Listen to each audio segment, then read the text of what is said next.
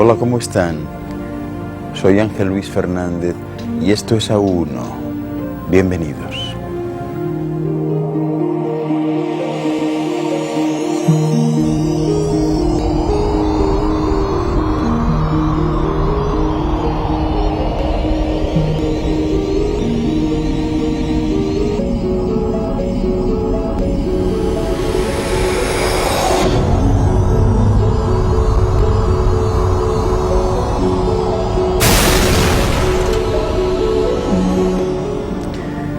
A1 es un programa de investigación y de búsqueda de la verdad perdida, de desvelar misterios y enigmas, de descubrir los secretos y recuerdos del futuro. Hoy les hablaré sobre las circunstancias, condiciones y situaciones que afrontan muchos de los niños que están llegando a la esfera para ayudar en la transición del cambio dimensional.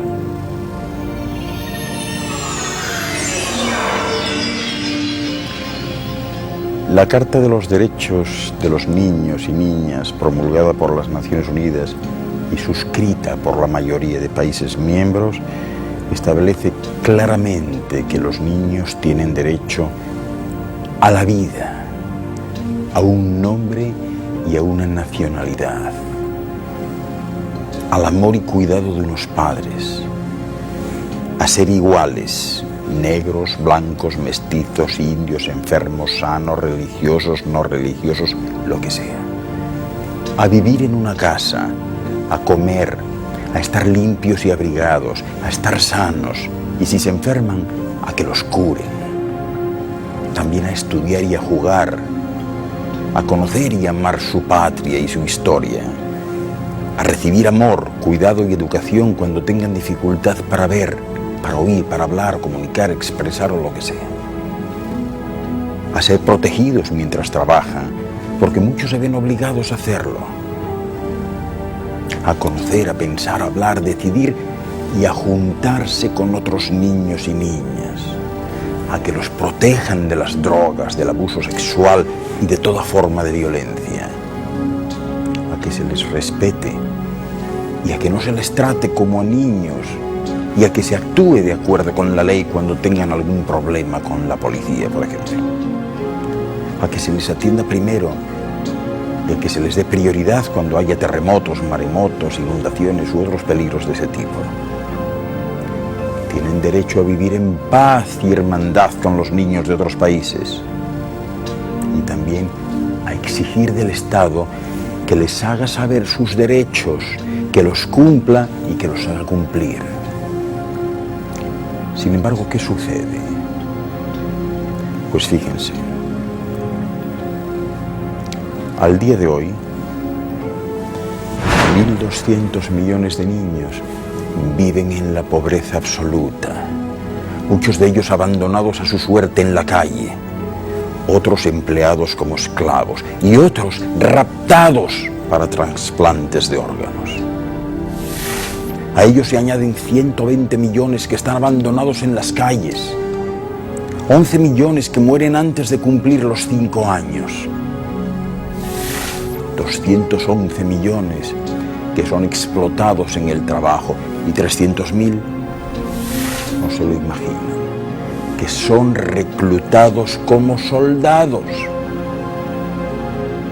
Estos datos de las agencias humanitarias de la ONU detallan que de esos 211 millones de los que les hablaba antes explotados en el trabajo, 120 millones lo son a tiempo completo, mientras que 171 millones lo son en condiciones de riesgo para su propia vida.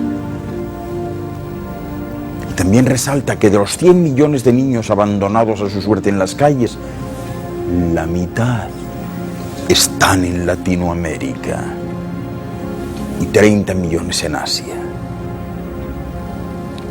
Muchos de esos niños de la calle mueren por enfermedades como el tétanos, la pulmonía y los envenenamientos de cualquier tipo. Y fíjense bien, de los 11 millones que mueren antes de haber cumplido 5 años, 1 de cada 6 padece hambre. 1 de cada 7 no tiene asistencia sanitaria. Y 1 de cada 5 ni siquiera tienen agua potable para beber.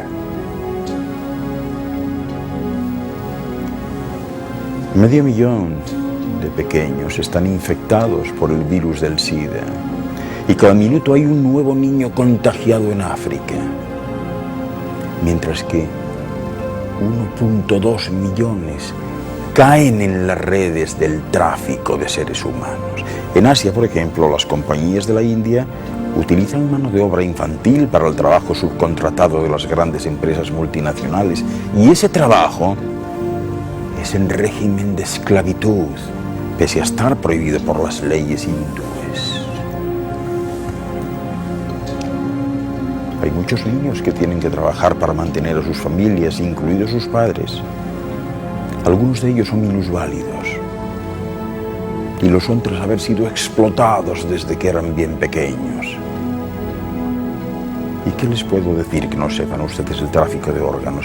Existe una denuncia internacional de la organización Terre des Hommes, Tierra de los Hombres, en la que se afirma que en Guatemala, El Salvador y Nicaragua, la desaparición de menores, de huérfanos o vendidos por su propia familia está conectada con los trasplantes efectuados en pequeñas clínicas establecidas por todo Centroamérica. Un riñón, por ejemplo, que es el órgano más solicitado, ¿saben cuánto cuesta? De 2.000 a 10.000 euros, según esa denuncia. Mientras que las operaciones pueden llegar a costar entre los 200 y los 250.000 euros. También está la explotación sexual de los niños. Fíjense, en Brasil, las niñas son reclutadas en las zonas más miserables y después son empleadas en las ciudades turísticas. Una prostituta de 12 años, ¿sabe lo que vale? Vale 20 gramos de oro. Y en países como Perú, el número de niños que trabajan se ha quintuplicado en los últimos 5 años. Esto es abrumador. Pero no he hecho más que empezar. No se me muevan del sitio, que enseguida regreso. Gracias.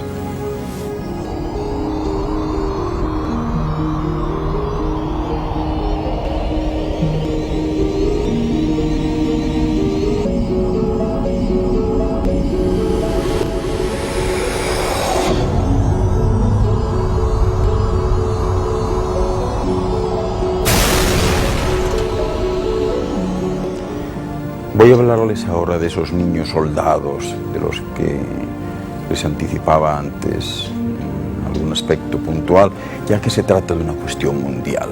Fíjense, a medida que se extienden por el mundo los conflictos armados, un número creciente de niños quedan expuestos a sufrir las brutalidades de la guerra.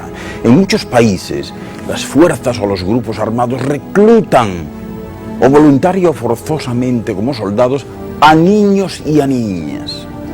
Su reclutamiento puede llevarse a cabo con manipulaciones o puede ser el resultado de la pobreza y la discriminación. A menudo son secuestrados en la propia escuela, en la calle o hasta en su casa. Y una vez reclutados u obligados a ingresar en una fuerza o grupo armado, se les asignan diversas funciones. Aunque muchos participan en los combates, hay otros que son utilizados con fines sexuales, o como espías, o porteadores, o sirvientes, o hasta para colocar o quitar minas terrestres. Se puede reclutar a los niños por muchas razones.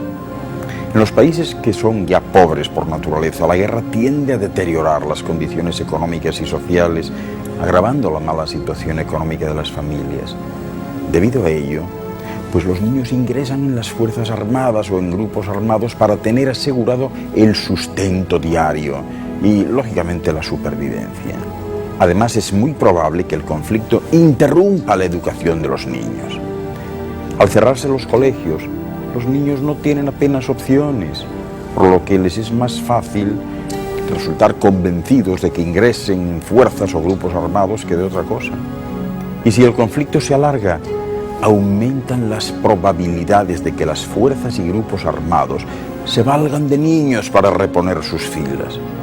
Esta tendencia se ve facilitada por la disponibilidad de armas pequeñas y ligeras que pueden ser perfectamente manejadas sin problemas, bueno, pues por niños de 10 años e incluso menores que ellos. A los niños utilizados como soldados se les roba su infancia y a menudo son víctimas de una brutalidad extrema. Abundan los casos de niños a los que se droga antes de enviarlos al combate y obligarlos a cometer atrocidades contra sus propias familias para destruir los lazos familiares y comunitarios. Y de las niñas, ¿qué puede decir? ¿Qué les puedo decir? Que son utilizadas con fines sexuales y que es común que sean asignadas a un jefe y en ocasiones violadas por varios hombres a la vez. Es difícil calcular el número de niños que han sido reclutados y utilizados en hostilidades. Y aunque las investigaciones realizadas indican que hay al menos 500.000 niños ahora mismo explotados así en más de 30 conflictos en todo el mundo, en realidad nadie conoce el verdadero número con exactitud. Es posible que sean muchos más. Ahora mismo se está tratando de recabar más información fiable sobre el uso de niños soldados y de reunir sistemáticamente datos sobre los efectos de la guerra en los niños. ¿Y saben ustedes en qué tipos de oficios se presenta toda esta explotación infantil? Pues fíjense bien, en las zonas rurales de muchos países es necesario distinguir la presencia de niños, niñas y adolescentes explotados pues en sectores modernos y en sectores tradicionales.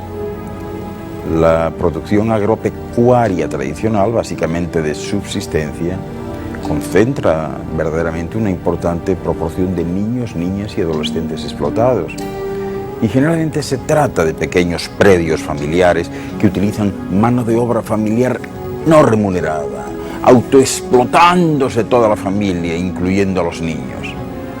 Las continuas crisis que enfrenta este sector, sobre todo en el presente, siempre conducen a la migración y a la proletarización de la mano de obra, especialmente la juvenil, sea en forma permanente o temporal, da igual. Esto conduce a la concentración de las actividades productivas y domésticas en los miembros de la familia que permanecen en el predio. En algunos casos, el carácter cíclico de las labores agrícolas puede hacer compatible el trabajo y la asistencia a la escuela, aunque, claro está, con un alto absentismo en épocas de labor, de siembra o de cosecha, ¿verdad?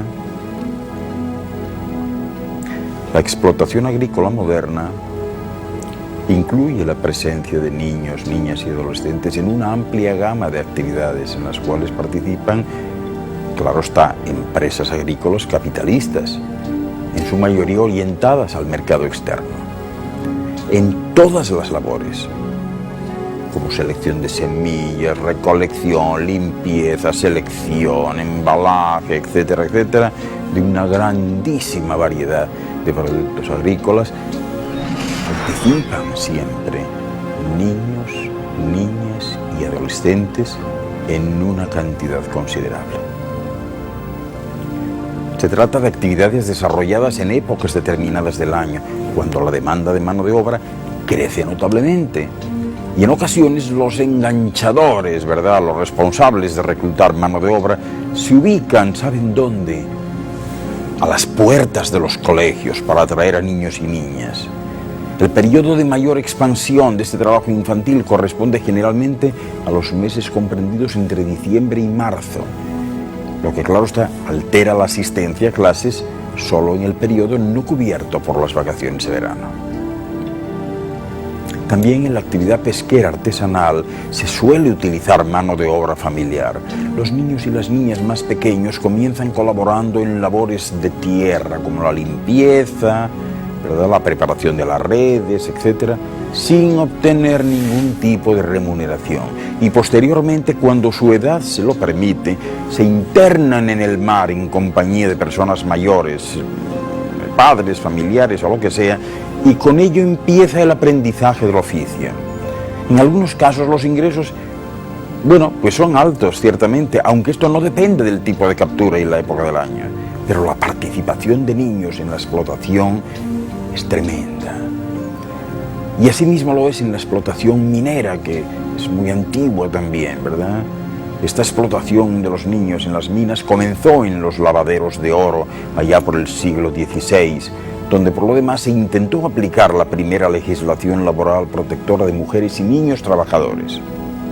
Después, con el desarrollo de la explotación del salitre a partir de mediados del siglo XIX, los niños volvieron a participar activamente en esas labores y una vez más, la ley intentó poner algunos límites a las duras condiciones laborales. En las fábricas y talleres también existe una presencia sustancial de niñas y niños explotados. Puede tratarse de unidades productivas familiares o bien de microempresas, pero en todos los casos utilizan mano de obra asalariada. Bueno, pues en el primer caso, estos pequeños, estos muchachos participan como familiares y no reciben remuneración alguna, salvo pequeños incentivos de cuando en cuando. De los servicios domésticos, ¿qué les puedo decir? Que representan un ámbito de trabajo que tradicionalmente han realizado las niñas, aunque en las últimas décadas, bien es cierto que ha experimentado una declinación, tanto en términos relativos como absolutos, ¿verdad?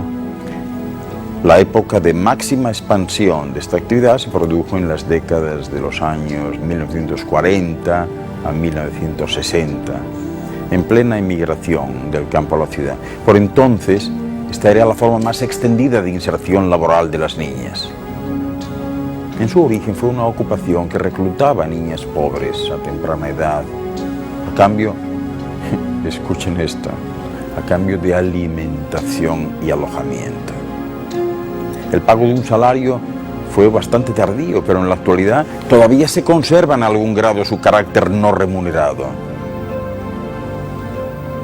Y en el caso de los niños, su labor preferente ha sido la de los servicios de limpieza doméstica y de locales comerciales. Los servicios personales no domésticos que se desarrollan en la calle y en los lugares públicos son una de las actividades laborales infantiles más extendidas y comprenden un amplio abanico que va desde el lavado y cuidado de vehículos hasta la limpieza de calzado. Varios de estos oficios han experimentado cambios a lo largo del tiempo. Por ejemplo, hay testimonios de niños que cuidan automóviles, ¿verdad?, que se remontan pues hasta comienzos de siglo, prácticamente del siglo pasado, cuando comenzó a crecer la circulación de vehículos. Por entonces era una actividad marginal que lindaba con la vagancia. Pero últimamente, con la instalación de los parquímetros en las calles de muchas ciudades, todo esto ha sido más reglamentado y restringido a los adultos. Sin embargo, persiste la presencia de niños en zonas periféricas y en actividades conexas, como la limpieza de parabrisas en las esquinas, la mendicidad, etc. La limpieza de calzado siguió un curso similar a comienzos del siglo pasado, y ya se hacía presente en las principales ciudades como una actividad que también lindaba con la vagancia y la mendicidad. La excepción, pues, eran los kioscos, reconocidos por la autoridad municipal. En los años siguientes se extendió el oficio y comenzaron a surgir los primeros intentos más sistemáticos por alejar a los niños de la calle, pero no resultó bien. Fíjense que incluso hasta en los cementerios se ha hecho tradicional que los niños también desarrollen labores de servicio, acarreando agua, trasladando escaleras, vendiendo flores y hasta limpiando las sepulturas. Estas actividades no suelen prolongarse durante todo el día, sino durante algunas horas y ciertos días, dependiendo del mayor flujo de clientes. Bueno, pues la presencia de niños, niñas y adolescentes en servicios de empaque de mercancías en los supermercados se ha extendido mucho también en las últimas décadas. Y aunque estos establecimientos de autoservicio existen por todas partes desde los años 60, pues no fue sino a partir de fines de los 70 que comenzaron a proliferar. Por exigencias de estas empresas, los niños, niñas y adolescentes que trabajan pues son mayoritariamente estudiantes y están organizados en base a un sistema de turnos de media jornada, ¿verdad? Bueno, pues las administraciones de estos establecimientos han logrado desligarse de una relación contractual con los empaquetadores, quienes únicamente reciben propinas de los clientes. En el comercio callejero ambulante ha habido presencia de niños, niñas y adolescentes desde hace muchas décadas. Primeramente los niños circulaban por las calles vendiendo a los peatones. Posteriormente, con la expansión de la locomoción colectiva, se desarrollaron actividades comerciales al interior de los vehículos en movimiento. Y en los últimos años, pues también ha surgido un comercio ambulante en algunas esquinas, orientado a los automovilistas, ¿verdad? Estos vendedores ambulantes, tanto adultos como niños, desarrollan sus actividades generalmente al margen de la ley. Y esto los diferencia de los que se ubican en un punto fijo, quienes siempre pueden aspirar a algún tipo de autorización o de legalización. ¿La policía qué hace? Bueno, pues suele detener a los vendedores que no cuentan con permiso y no distinguen entre niños y adultos, todos iguales. Los niños se han dedicado a la venta de todo tipo de artículos. Antes, hace muchos años, vendían periódicos y en la actualidad pues siguen vendiéndolos, pero también venden alimentos como helados, galletas, golosinas, hasta medicamentos venden. Y existen modalidades que lindan con la mendicidad, como es el caso de los tarjeteros, es decir, esos niños que entregan una tarjeta o calendario a cambio de algunas monedas. Y existen hasta niños de alquiler o con minusvalías que son muy buscados para ejercer la mendicidad por compasión del que los ve. El flete y el transporte de cargas en ferias y mercados cuenta con una importante presencia de niños, tanto en las actividades directas de traslado como en otras anexas.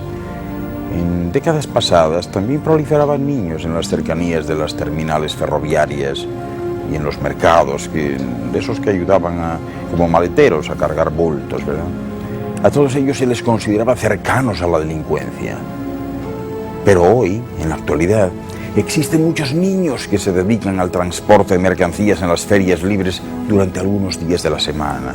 Y generalmente esta actividad está ligada a otras labores de servicio con los clientes más frecuentes. Supongo que estarán ustedes asombrados. Pero todavía tengo mucho más que decirles, no se me vayan. Yo voy a tomarme un zumo de naranja con fresa y enseguida regreso. Gracias.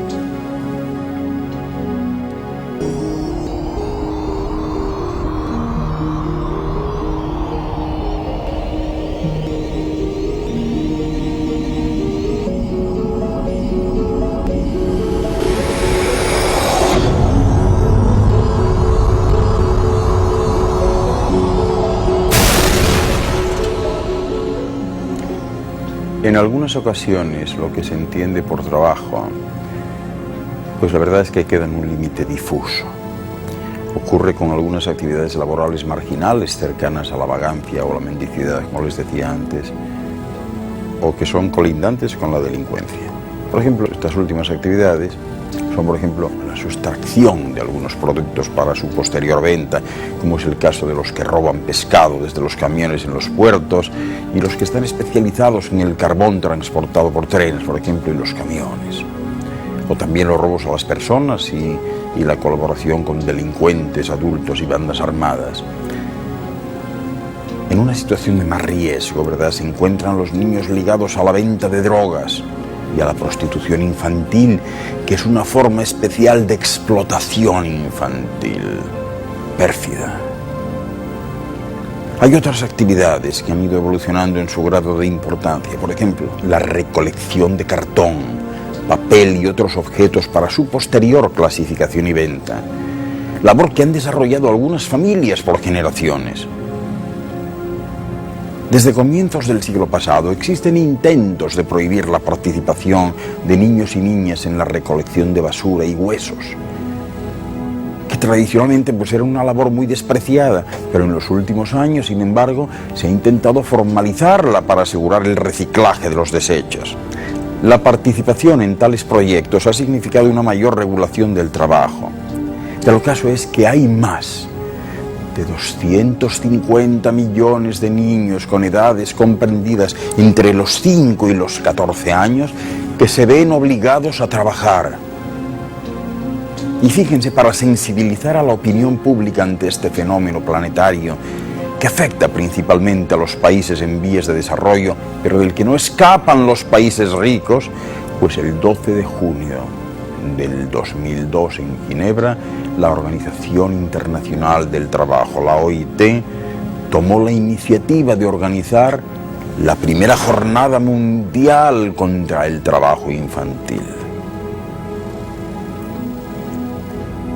La imagen que se tiene de la infancia oculta a menudo la realidad que viven los niños, que en muchos países se sigue pareciendo a esas pesadillas que describieron en su día, ya por el siglo XIX, en aquellas novelas alucinantes, autores como Charles Dickens, o Victor Hugo, o Héctor Malot, o Edmundo de Amici.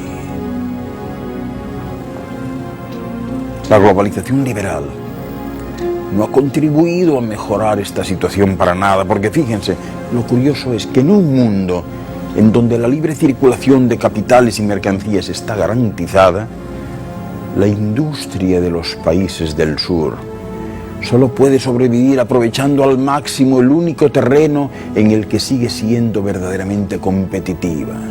¿Saben cuál es? El bajo coste de su mano de obra.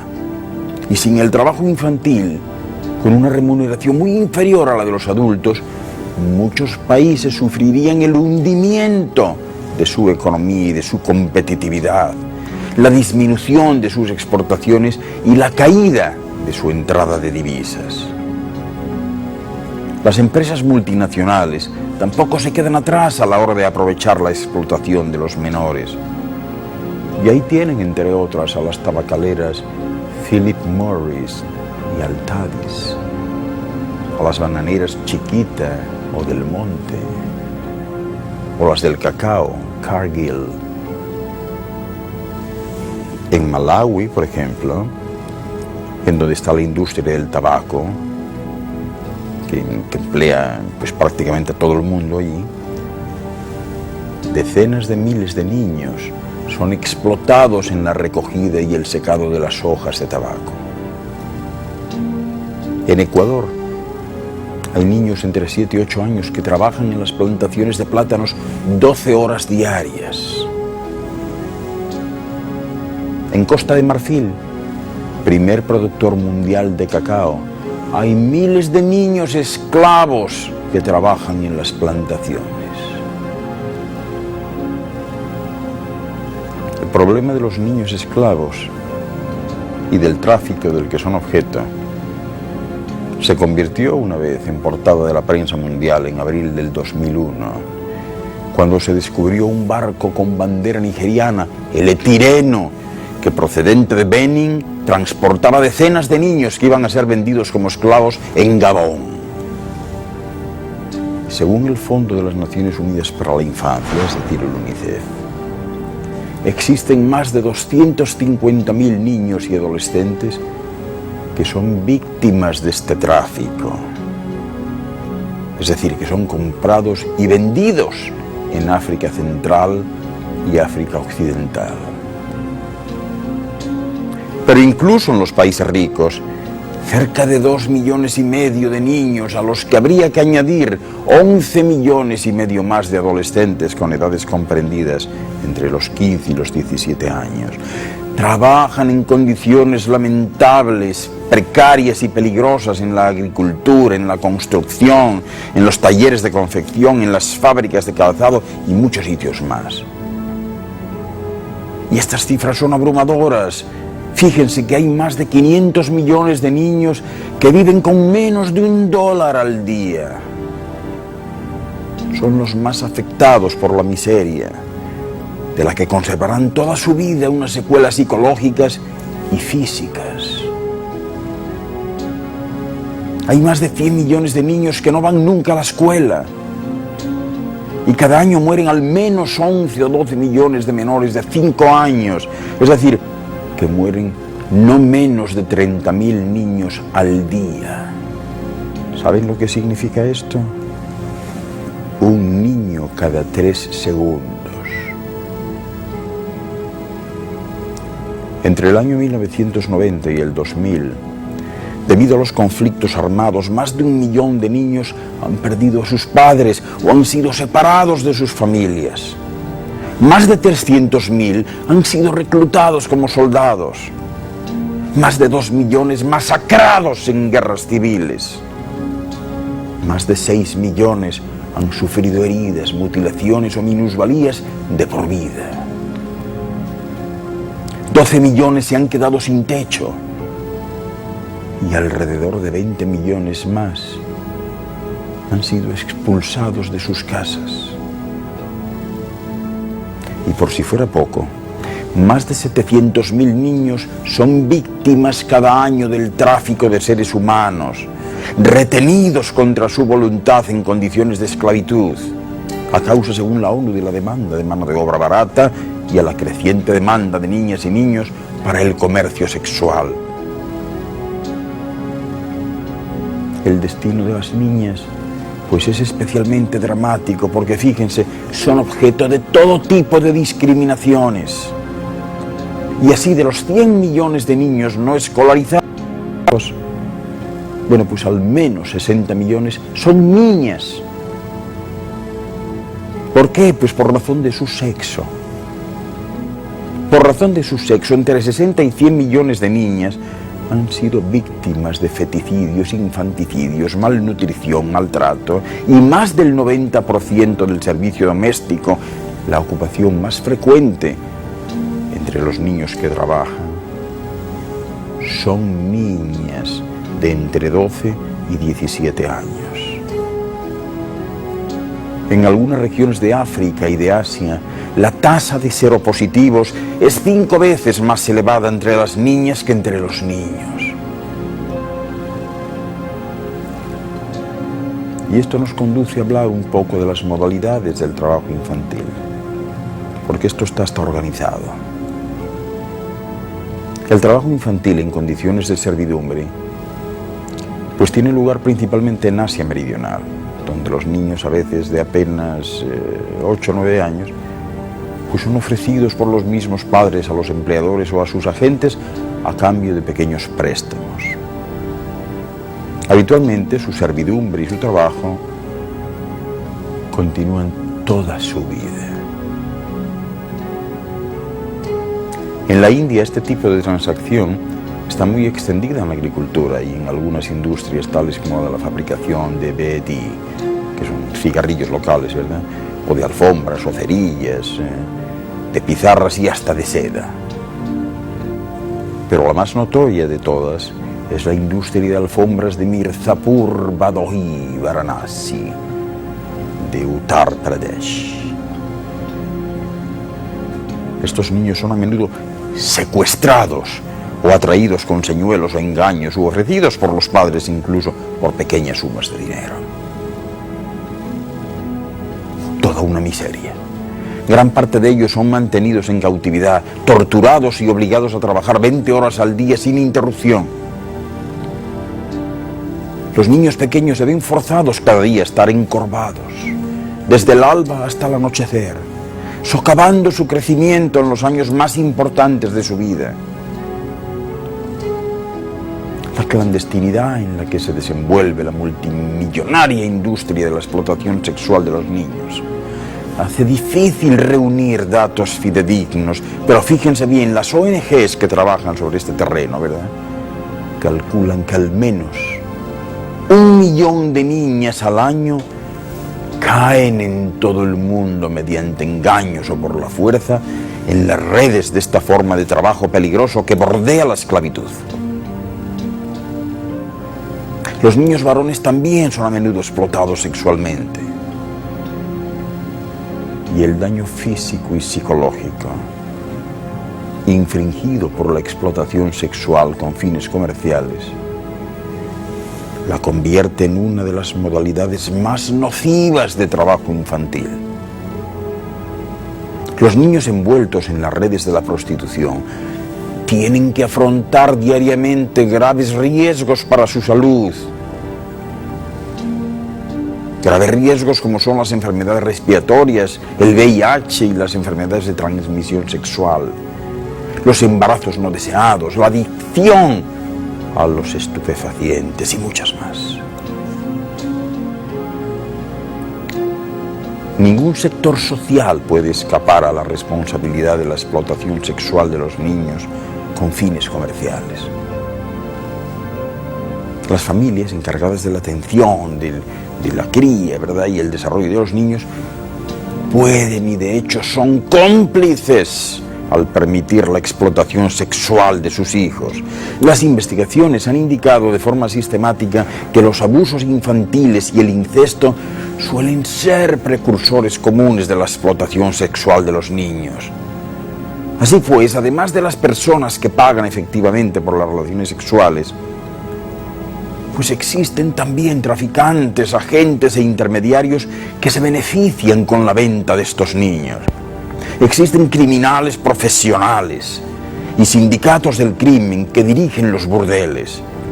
Existen empresarios sin escrúpulos que organizan viajes con fines sexuales y existe también mucha gente, incluidos los funcionarios corruptos o negligentes, que miran para otro lado como si no pasase nada. Y después de decenios de lo que puede denominarse una conspiración intercultural del silencio, el Congreso Mundial contra la Explotación Sexual de los Niños situó por primera vez la cuestión en su temario mundial. El programa de acción adoptado por los participantes servirá de directriz a los gobiernos para el desarrollo de programas que afronten el problema, este terrible problema que no permite a los niños salir adelante, que no les permite progresar. Pero no se me muevan todavía, que aún me queda lo más importante. Enseguida regreso.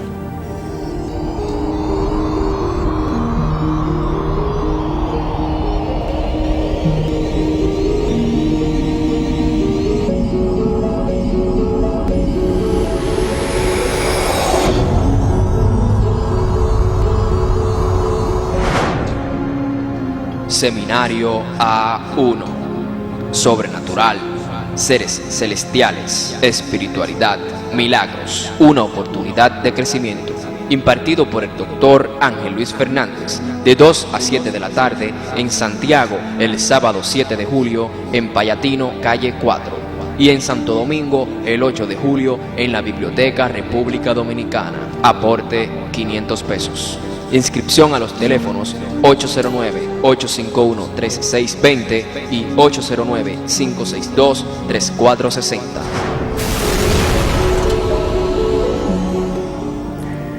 Así que ya ven, en todo el mundo hay niños que trabajan en condiciones peligrosas, en la industria y en las plantaciones. Los peligros físicos que acechan a estos niños y que van desde productos químicos nocivos a maquinarias en malas condiciones, por ejemplo, son más evidentes que los riesgos psíquicos que pueden socavar su desarrollo emocional y social, pero no más profundos. Las industrias que utilizan trabajo infantil son múltiples en actividad y tamaño. Ya les decía antes, desde la fabricación de productos generales como el cuero, qué sé yo, en la región de Nápoles, en Italia, por ejemplo, hasta la elaboración de ladrillos en Colombia y el Perú, en las que participan niños de solo 8 años. El número de niños explotados en las plantaciones agrícolas a lo largo y ancho de todo el mundo puede ser tan grande como en la industria, y los peligros asociados con muchas de sus labores no menos horrorosos. Por ejemplo, en las plantaciones de azúcar del Brasil, los niños cortan caña con machetes, una tarea penosa que los expone a constantes riesgos de mutilación. En algunas áreas representan 1/3 de la fuerza de trabajo, 1/3. y se ven implicados en más del 40% de los accidentes asociados a estos trabajos. En Nepal, los niños trabajan en las granjas de té por salarios tan bajos que a menudo tienen que trabajar durante 14 horas al día. El trabajo en la calle puede ser cruel y peligroso para los niños y con frecuencia pone en riesgo su desarrollo físico y psicosocial e incluso su vida. Hay muchos niños que luchan por un trabajo legítimo en la calle para su supervivencia o la de sus familias y limpian zapatos, lavan automóviles, transportan lo que sea, maletas o lo que sea, y venden de forma ambulante flores y chucherías y recogen productos reciclables y buscan 1000 maneras ingeniosas de hacer dinero a los pobrecitos. La mayoría de estos niños vuelve a casa cada noche cansado. Son niños en la calle, no son niños de la calle. La tarea más común de los niños trabajadores es el trabajo agrícola y doméstico, como les decía antes, para sus familias. Y este tipo de trabajo, bueno, pues puede ser beneficioso, ¿verdad? Pero, bueno, beneficioso en la medida en que los niños adquieren experiencia mediante un nivel razonable de participación en las labores del hogar. Y también por un cierto sentido de autovaloración por su trabajo dentro de la familia. Pero el trabajo para la familia puede exigir demasiado de los niños, demandándoles largas horas de trabajo que les impiden asistir a la escuela y cobrándoles un tributo demasiado alto a costa de su desarrollo incipiente. La mayor parte del trabajo para la familia dentro del hogar, ya saben ustedes que siempre lo realizan las niñas, las mujeres. Por esta razón, el informe al que me refería antes presta especial atención al trabajo de las niñas en todo el mundo. Y muchos de los peligros que deben afrontar los niños trabajadores afectan también a las niñas. Sin embargo, estas tienen problemas adicionales propios, que van desde el acoso sexual de los empleadores a la exclusión de la educación. Porque fíjense ustedes, según datos de la OIT, de la Organización Internacional del Trabajo, del total aproximado de niños de 10 a 14 años que trabajan en el mundo en desarrollo, el 56% son varones. Sin embargo, si pudiéramos calcular el número de niñas que desempeñan trabajos no registrados, como las labores domésticas o tareas dentro del hogar, para permitir que otros familiares puedan tener un empleo remunerado, las cifras mostrarían una mayor proporción de niñas que de niños trabajadores. Además, las niñas trabajan un promedio de más horas que los niños, porque sostienen una carga doble laboral, constituida por un lado por el trabajo fuera del hogar y los deberes domésticos, y por otro lado, todo lo que tienen que hacer de ayuda en casa cuando regresan. Existen diferentes realidades en el mundo porque, fíjense bien, la prostitución infantil aumentó muchísimo con el SIDA. ¿Qué pasó? Que el miedo a la enfermedad hizo que muchos buscaran cada vez más menores con la idea equivocada de que con ellos estarían a salvo. Pero claro, graso error, porque los tejidos jóvenes de los chicos tienen más posibilidades de contagiarse de este virus y además sus abusadores casi siempre no se protegen. Ya en 1995 un estudio mostró que más del 30% de los niños y niñas que se prostituyen en el sudeste asiático estaban infectados con este virus. Y hoy por hoy, los organismos internacionales calculan que hay en el mundo al menos 1 millón de menores que son prostituidos y que el negocio mueve al menos, siéntense bien, unos 5.000 millones de dólares al año. Sri Lanka o Ceilán es el país con mayor índice de prostitución infantil. Ceilán es una isla cercana a la India con unas playas paradisíacas y selvas tropicales impresionantes, pero siempre con alguna guerra civil de por medio y con miseria por todos lados. Pues bien, desde 1980, Ceilán se convirtió en el mayor centro mundial de prostitución infantil. Las víctimas, ¿quiénes son? Niños de 6 a 16 años. ¿Y los abusadores? Turistas europeos y americanos. En el medio, toda una red súper compleja que va desde los caficios locales hasta los tíos extranjeros que compran por nada $100 o un televisor, eso es lo que cuesta.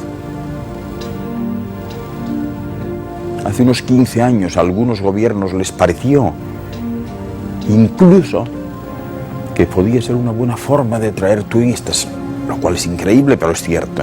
Es decir, generar dinero.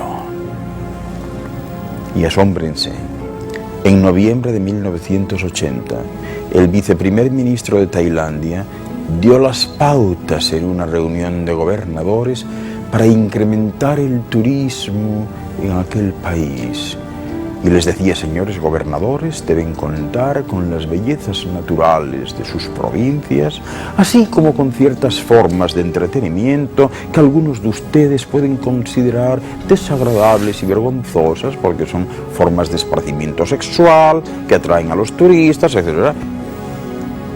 Y debemos hacerlo porque tenemos que considerar, claro está, los puestos de trabajo que esto puede generar, etc. Increíble.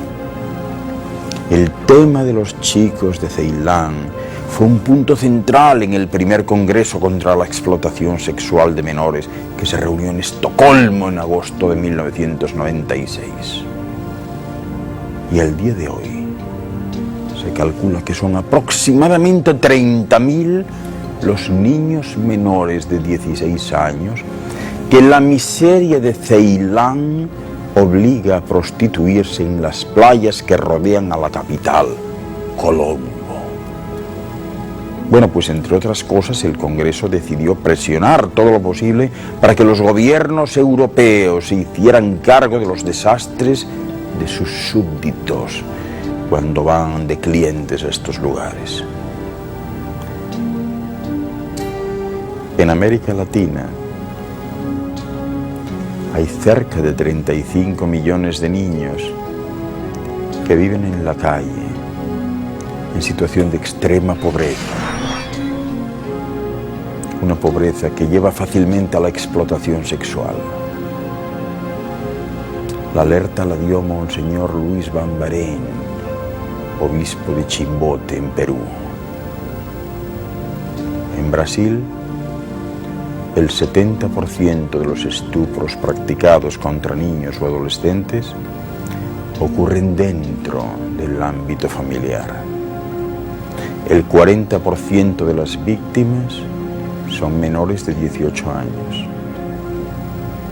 En las regiones que sobreviven del turismo, como en el caso de las ciudades del nordeste, Río Negro y Foz de Iguazú, los extranjeros prefieren pagar un alto precio por niñas de poca edad, a ser posible vírgenes. Hemos llegado a un punto en que es necesario que los gobiernos se den cuenta que de los niños nace el futuro de los pueblos, que no puede existir bienestar sin el bienestar de los niños, y que no es posible forma alguna de progreso sin contar con el progreso estable de los niños. Que comprendan que es imprescindible dirigir mayores partidas de recursos a la educación y a la sanidad de supervivencia. Pero no crean que lo que han visto y oído hoy ha sido fruto de su imaginación o de la mía. Soy Ángel Luis Fernández y esto ha sido A Uno por hoy.